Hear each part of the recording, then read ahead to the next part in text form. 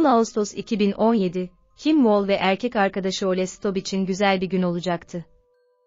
İyi bir çift oldular. Wall bağımsız bir serbest gazeteciydi ve Stob bir tasarımcıydı. O akşam için bir parti planladılar. Arkadaşlarını Danimarka'nın Kopenhag bölgesindeki evlerine davet ettiler. Wall ve Stob yakında Şangay'a taşınmayı planlıyorlardı ve arkadaşlarına veda etmek istediler. Çok heyecanlı ve mutluydular. Kim Wall, 2013 yılında Columbia Üniversitesi'nden mezun oldu. Wall, olağanüstü bir üne sahip bir gazeteciydi. Zor görevler üstlenmesiyle biliniyordu ve hikayelerini anlatmak için tehlikeli yerlere gitmekten korkmuyordu. Herkese yardım etmek isterdi. Sesini duyuramayan herkese sahip çıkmak istedi. Kim sadece güzel değildi, aynı zamanda kibar ve ilgiliydi. O, bir partide tek başına oturan birinin rahatsız ve utangaç göründüğünü gören ve yanına gidip kendini tanıtan ve kişiyi rahatlatan türden bir insandı. Ve 10 Ağustos 2017 günü öğleden sonra Kim, Danimarkalı mucit Peter Madsen'den bir telefon aldı. Madsen, Wall'dan kendisiyle Kopenhag limanında buluşmasını istedi.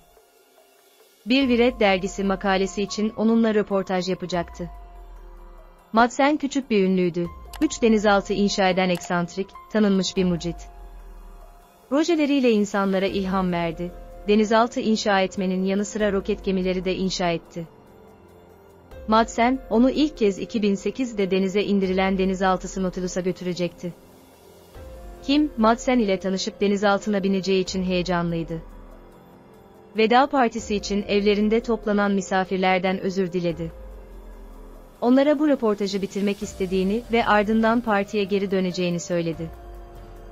Son mesajlaşmalar şunlar: 10 Ağustos 2017'de Madsen, Wall'a mesaj attı, gemi hazır ve iyi durumda. Wired reporteri bekliyorum. Wall geri mesaj attı, inanılmaz.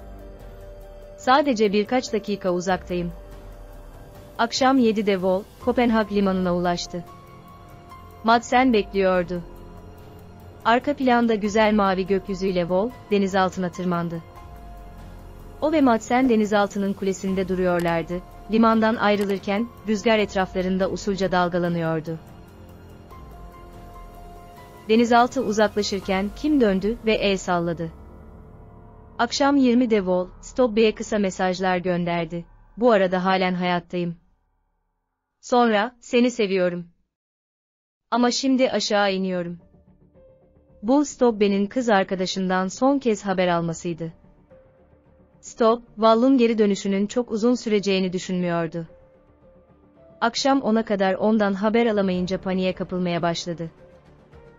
Polisi aradı ve kayıp olduğunu bildirdi. Müfettişler, kayıp denizaltıyı aramaya başladı. Bir kurtarma helikopteri, denizaltını ertesi gece, 11 Ağustos'ta, saat 22:30 civarında, Amager'in güneydoğusunda, Drogden Deniz Feneri yakınlarındaki bir koyda gördü. Madsen gazetecilere, denizaltının arızalı bir balast tankı nedeniyle battığını söyledi. Yakında bulunan bir balıkçının teknesine yüzdüğünü söyledi.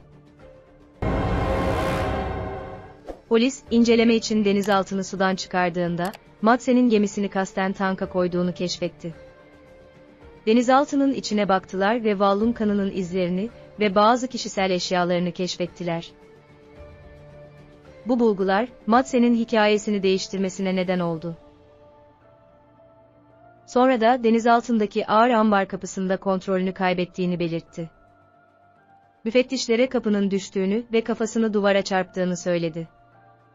Madsen müfettişlere şunları da söyledi: korkunç bir kazaydı, bir felaketti, hiçbir doktor bir şey yapamazdı. Kim ağır şekilde yaralandı. Düştüğü yerde bir kan gölü vardı. Boynuna dokundum ama nabzı yoktu. 21 Ağustos 2017'de bir bisikletçi korkunç bir keşifle karşılaştı. Kopenhag'ın güneyinde, Kleidoen kıyılarına vuran bir insan gövdesi. Müfettişler, gövdenin Kim Wall'a ait olduğunu belirledi. Vücudu 14 yerinden bıçaklanmıştı. 7 Ekim 2017'de dalgıçlar, Wall'un gövdesinin bulunduğu yerden 1 mil bile uzakta olmayan Koge Körfezi'nde plastik poşetler buldular. Plastik torbaların içinde Wall'un başı ve bacakları vardı. Torbalar ayrıca, yüzeye çıkmamaları için ağır hurda metaller içeriyordu. Madsen bu bulgularla karşılaştığında hikayesini bir kez daha değiştirdi ve Wall'un denizaltısındayken zehirli dumanlardan öldüğünü iddia etti. Wall'un otopsisi, Madsen'in ambar kapağının kafasına çarpması ile ilgili hikayesini yalanladı. Künt bir travma olmadığı ortaya çıktı. Wall bağlandı ve genital bölgesinden 14 kez bıçaklandı. Akciğerleri, boğulduğunu veya kesildiğini ortaya çıkaran mekanik boğulma kanıtı gösterdi. Müfettişler, soruşturmaları sırasında, Wall ile görüşmeden önceki gece Madsen'in, küçük bir bıçakla kafası yavaşça kesilirken acı çeken genç kadın başlıklı bir video izlediğini keşfettiler. Arama geçmişi ayrıca Google'da, iPhone'unuzdaki tüm fotoğrafları nasıl sileceğinizi ve günlük internette cinsel içerikli filmler araması yaptığını ortaya çıkardı. İddia makamı, Madsen'in cinsel sadist olduğunu iddia etti ve Wall'un öldürülmesinin cinsel fantezinin bir parçası olduğuna inandı. İddia makamı, Madsen'in bilgisayarından kurtarılan videoları sunduğunda, yargıç onlardan grafik içeriği göstermeyi bırakmalarını istedi.